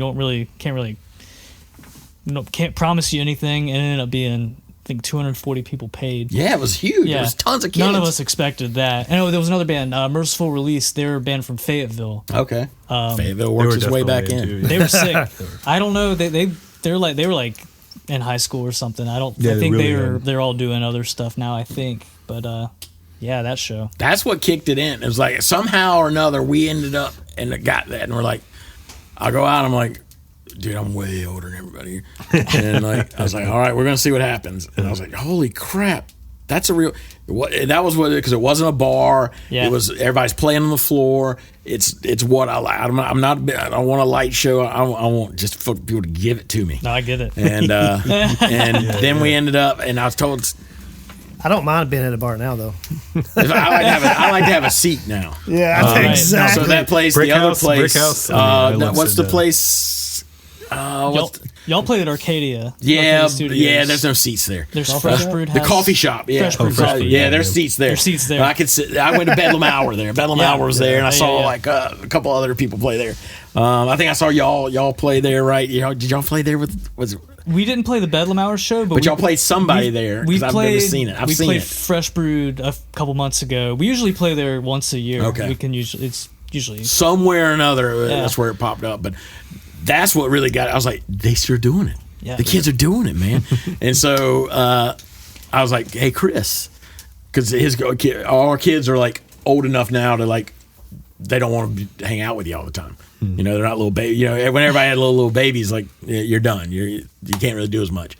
And that's why I was like, Chris, dude, saw these bands play, man. It's just like back in the day. Like, let's do a band. We'll do a band again. And Chris was like, well, I can probably do it, you know. And that's Chris's voice. He goes, oh, all right, dude, all right. But I was like, let's just do same thing. We'll just because Scott had came up with that name, One Last Hurrah. I was like, well, that's us, dude. I mean, this one last chance, we're going to do it. Who would have ever thought we would have like Prevail would have got to play again? But we were just like, well, we'll try it and just record some songs.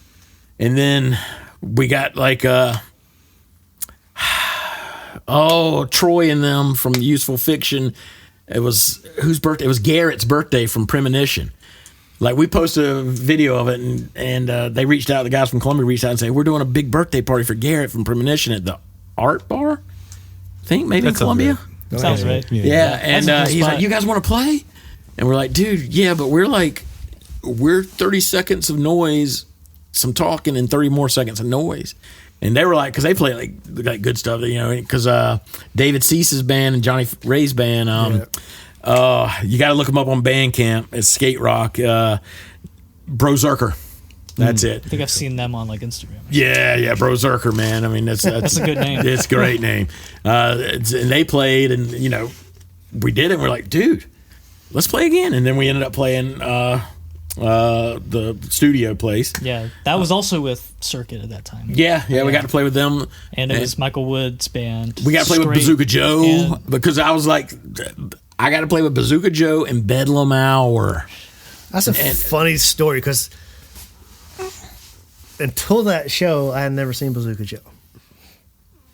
I'd never seen him. I seen him once. I only saw him one time at Brick House. And I'm like, how? Like I grew up listening to him. Yeah. How have I never seen? And Master. Daryl, guitar player. Y'all played in a band a little bit, didn't you? Well, before -1 started, and it's right when I first started playing drums, and I said, "Hey, man, this guy's looking for a drummer to play," and then, I went. It was Daryl from Bazooka Joe. I was like, Oh, wow. I went and jammed with him a time or two. I was like, yeah, I was a little, a little nervous on that one because Yeah, 'cause it's Bazooka I was just Joe. kind of starting, and then -1 started, so we didn't really play. But yeah, that was the first time I'd ever seen him. Another funny story is Daryl and worked at Sounds Familiar, that record store, for all those years, and that's where I met my wife. Oh, wow. So I used to work with my wife and I and Daryl known each other for many years. And it's like, Right on. That's cool. And yeah, again, it's a super small thing. Bazooka Joe's like Bedlam. I was like, Yeah. there's this band, Bazooka. Pastor of Muppets, man. I drive them to school blasting that. You know, these kids don't know anything about this, man. Lake City, South Carolina, y'all listen to y'all's dumb stuff. I'm listening to this. And then I said that, like, if you'd have told 14-year-old me that I was going to play a show with Bazooka Joe and Bedlam Hour, I would have never believed it. You might as well told me I was going to play with Led Zeppelin. Yeah. Right And I'd rather play with Bazooka Joe and Bedlam Hour. That's fair. Yeah.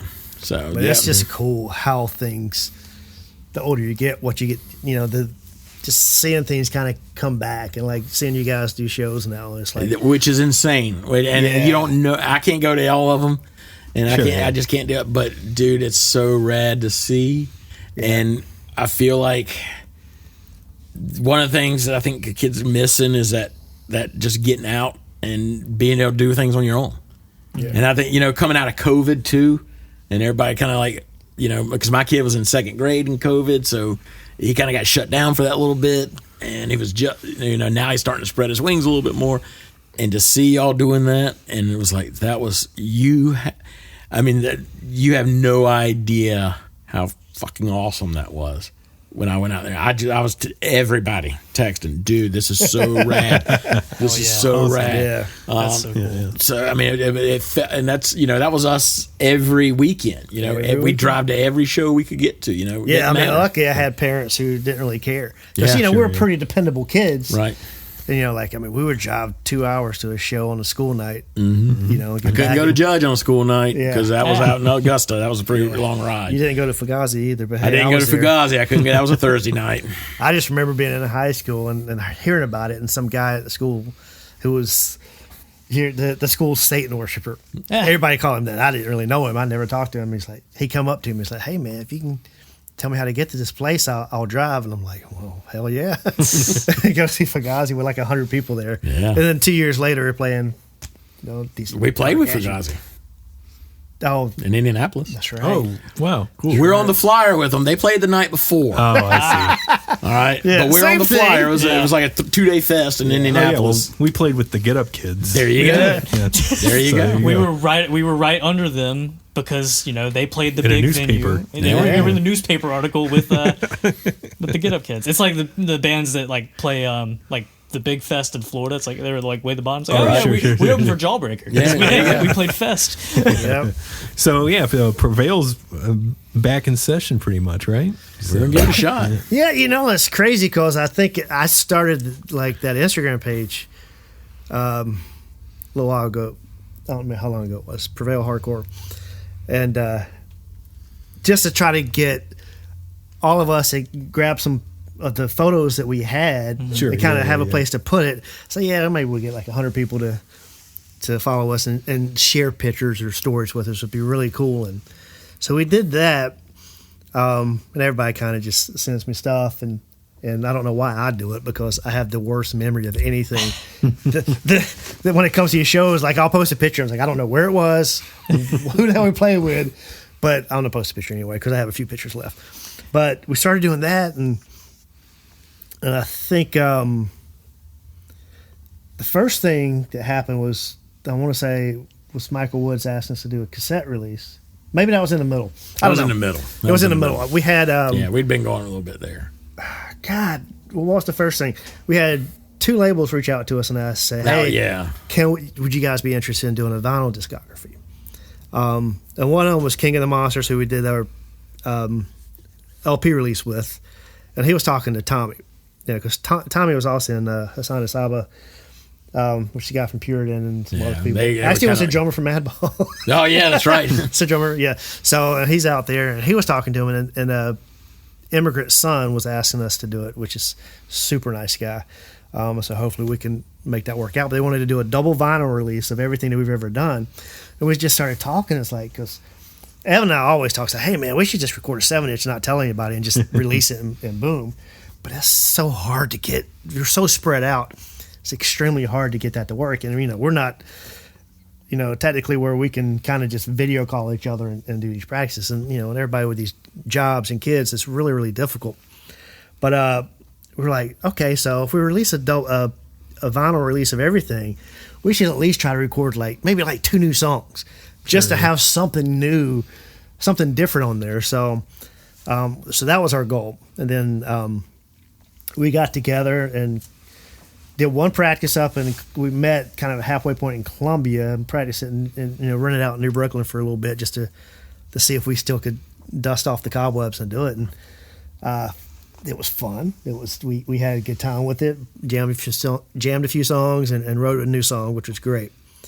And then we were like, okay, now Tommy got asked to do this. If we would play this fest in Ohio, Blind Rage. Yeah, Blind Rage Records. Yeah. Like, Dayton, Ohio, randomly. I know, right? 2-day fest with some really cool bands on Usurp. Then Frail's on it now. Yeah. Sect. Kirby Kiss, just some really fun bands. And they're like, Tommy's like, oh, well, they want to know, so they want to go ahead and put us on the flyer.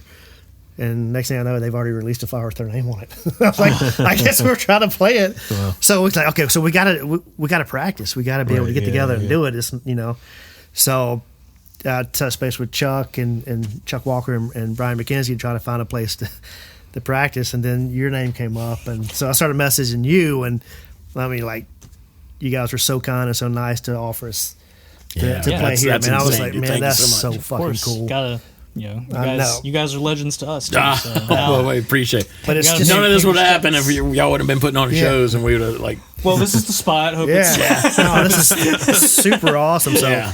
so we're stoked on that, but we were supposed to do it like a couple weeks ago, and then what happened? Tommy sends us a text like 2 days before. It's like, oh, so I think I pulled a muscle in my back. There's no way I can drive Oh, damn. from Ohio down there. So, Yeah. okay, so we got. So we might not be able to play this show. We might have to cancel because we don't have to be like. no, we weren't going to cancel. One last hurrah, feel that in. Yeah, I was like, well, you guys. I'm can play. playing with Frail. I Prevail. want to play with They Frail again. have to cancel. I say, but we have to be. We don't have to be And I like wanna go to that record spectacular, but we don't want to embarrass ourselves either. Sure, yeah. So now I think we got a weekend coming up that we're gonna. Yeah, I think it's next weekend. yeah. I was gonna ask you all. Yeah. Yeah. It's next weekend, right? Yeah. It's the 20 Friday and Saturday. Is it 27th though? Whatever the Friday and Saturday is. Yeah. Okay. Yeah. That's So fine. That's perfect. yeah, that'd be great. So we're gonna try to do that. We got Steve Hart coming from Wilmington and Tommy, and it'll be everybody but Jamie. Everybody who's in but California. Jamie. So. But Jamie and I would have. We weren't super hard practicers anyway. Practice is 30, 45 minutes. Let's go get some That's an Mexican food, man. understatement. Man, when I met Evan, he was the worst fucking drummer. Yeah. I still am the worst drummer. I still am. But I taught you. Yeah, you did. I taught you. But hey, and the thing is, if you had never got those, If I never, I would've begged never my played. parents for drums. and My I mom ain't done played it, piano. I ain't played in a long time, man. You're like, drums are hard. Oh, yeah. Like, not like, I mean, like, It's your whole You body. get tired. well, oh yeah, God, it wore me out when I first started playing, but like replaying, but sure, like yeah. just they're so big, they're so loud, and and if you want to get an electric set that's really good, it's so fucking expensive, Yeah. Sure, like yeah. $4,000. I'm like, Evan's got a. I got like set a that- $400 electric. So I was like, let's Yeah, just try so it, Chris. I practice on that a lot now, just to try to. It was pretty cool. I was like, play I along just with you two like gents. just Something starting good. back, and I'm like, oh, my legs are giving out. Oh, sure, yeah, How did I play that fast? It wasn't all that fast. Yeah, I mean it was fast, but it was cool. So Well, yeah, you- we're gonna try to play a show. Was it May? It's May Oh, it's coming 9th up, and man. 10th. May 9th Yeah, and 10th. so Yeah, well, so I mean, our we'll goal get is to- we'll get practice that weekend. We're going to drive up. Tommy's lives in Columbus. He's at Ohio State, so he lives in Columbus. So we're going to drive up. He's going to find us a place. We're going to practice the night before. That's pretty standard for us anyway. I mean, we were not. We really didn't. It was like, Yeah, but we can also practice a lot at home, and then so yeah, hopefully it all. And Jamie works and out. I would never. We Yeah, Jamie you're and I were out outside skating. or playing basketball, Yeah, like they practice. I mean, yeah. we held it together. And then as long as that goes well, we hope to do. We'd like to play out west. Like Kingdom Monsters does a big fest out in Phoenix. Yeah, we have to play Myrtle Beach. We'd like to play Myrtle yeah. Beach one time. Maybe one or two, and then honestly, I don't know if we'll. I want to go to Europe, baby. Yeah, well, yeah, Fuck it, we ball. yeah. I see. I missed what So one of the other bands. It was after Prevail. There's not a whole lot on them. Kevin Bird was in it. Troy from Columbia. It was Thank God. That's what they were called. And they reached out and said, hey, you want to sing for Thank God? And I was like, yeah, okay. And so they sent stuff, but I never practiced with it. They just sent stuff, and I was like, I don't know if I can do it. I'm just kind of busy right now. They toured Japan once. And they kind of only like the undercover, like they got some video. You see, Kevin and Troy and them. They played like 5 or 6 shows in Japan. Yeah. I was like, dude, I missed that. I should have went. I just want to play shows in places. I don't, Sure, Yeah. travel. Yeah. Yeah, that's all we ever did was try. I mean, we canceled shows to Sled. Oh, yeah. in Oregon. God, 'Cause yeah, we we're- were at Crater Lake National Park, and there was Took my snow. drum cases. Yeah. We took his Oh, drum On the cases. mountain and use Whoa. those to slide down. We don't see snow. Yeah. Yeah. And so we can't. And this is like the summer, and it was Yeah. still snow up there. And we're like, Snow and something. yeah, it was. Well, that was the trick. Yeah, that was the trick. And that Snow and Summer is actually pretty good. We should have kept that going, but yeah, we played that. Snow and Summer played at that. We got one little video clip at whatever that bar is that's down the street from that Atlas bar. We played there one time. Yeah. Okay. In 2001, maybe. I think because whatever the video I have, the date comes up. It's like New Year's Eve. It's like Scott's birthday or something. Yeah. And it was 2001. It's been a fun ride, though. Yeah. It's been The super fun. whole thing. Made tons of friends, people from all over the world. Yeah, that's the best part about it. You know, Yeah. and you get this. I mean, that's the coolest. I couldn't imagine. I can't do music where like you can't be involved in it. I can't just consume it. You know, I don't want to go like pay $1,000 billion to Ticketmaster to go stand 400 feet away. Yeah. You know, that's what was cool when we went to that weightlifting place. It was just like that. Everybody's like jammed around you. You know, I that is the best. You know, just pouring sweat and you're jammed around you and you can't hardly move. And What's your favorite show? a Prevail show? Yeah. Do you have one? Man, dude, we didn't even talk about the Cootie Hut. Oh, the Cootie Hut. We've heard about the Cootie. Damn. Oh my God, man! My bad. That was a place. I just totally forgot about it. Yeah. That was another place that we rented out in Florence. Shelter yeah, played yeah. there. Shelter played. 108 played. 108. I got in an argument with Ray today. Yeah, of course. Wow. And again, my hero, nicest dudes ever. Him and Ray. Yeah. We We got that on video. him and Porcell. The argument? No. I don't think we got the argument because they put That me off show. to because they were like, that was before Krishna. the Shelter show was before Prevail. Because -1 played that. oh yeah, that was before Prevail. That's right. But yeah, that Cootie Cootie Hut Hut? was a place The that we did Cootie a Hut, lot of huh? fun shows. They still did shows out there. Like Yeah, even they when I still was did. teaching at West Florence, there were Wasn't some more then shows. Ethan booked there, right? Yeah, I think I know pretty that sure. name. Yeah. Okay. Ethan yeah, Lewis. yeah. Yeah. I think he never was went. booking I never there. went to one of his shows there. Because I've heard Costin. Anytime I and- was in a show at Florence, it was usually a house. Yeah. Yeah, I think they do some house shows later on. But yeah, I think they probably kicked him out of the Cootie Hut by now. Yeah, I think because I've heard Costin and Chad talk about shows that happened there, I guess like early mid 2000s. Yeah. Maybe up till like 2010 or something. Probably. And I imagine they brought some hardcore bands through there. Yeah, Of course. yeah. We had a Legend lot of lived great on. shows. Yeah, the Cootie Hut was still because I Yeah. went out because I was teaching. I taught at West Florence, and I had a couple of kids come through that were into like punk stuff, and they told me about a show, and I went out there, and it'd been a while, and I was like, well, yeah, so it's same old Cootie Hut. Yeah. So, what was your favorite Prevail show? You asked him. What was I yours? don't know. Like I was thinking that. I mean, like I really. Mine might be.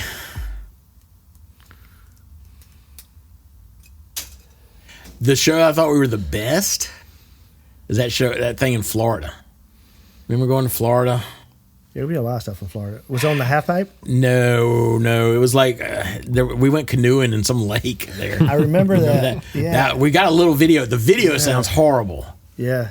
but that was one of our like.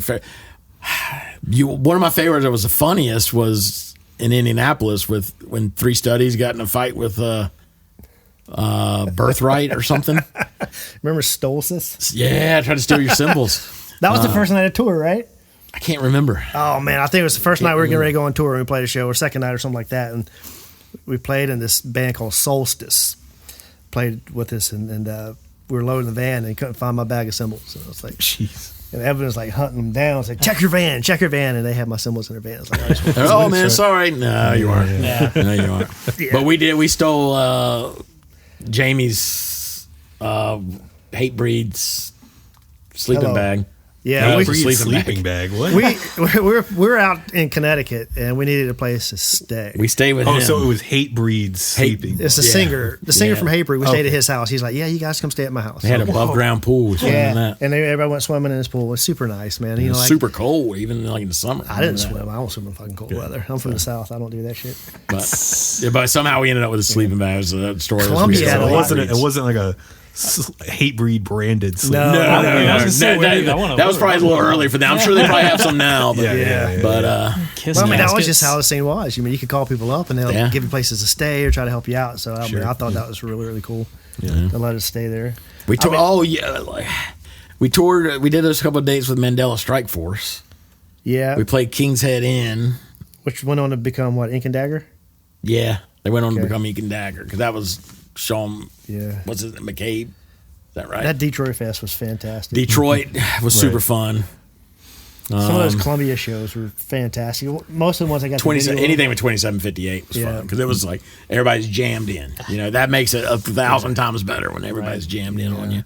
Oh, but yeah, and then Michael was releasing that cassette tape. Called us, asked us if we would Yeah. be interested. Oh, right on. Going back to the releases that we were talking about. I know we're jumping around a little bit. But he's like, hey, you guys be interested in doing something for cassette day? So, That hell yeah, man. reunion at Lazy Eye. Was Yeah. that 2000 or 99? I don't know. One or the other. 99 or 2000. We just randomly, everybody was in town during Christmas. Yeah. That band Red Herring, it was Red Herring I was in.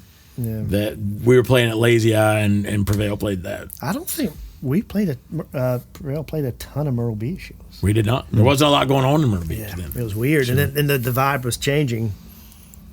To some of these, some of the bands got really random. around here. Sure, yeah.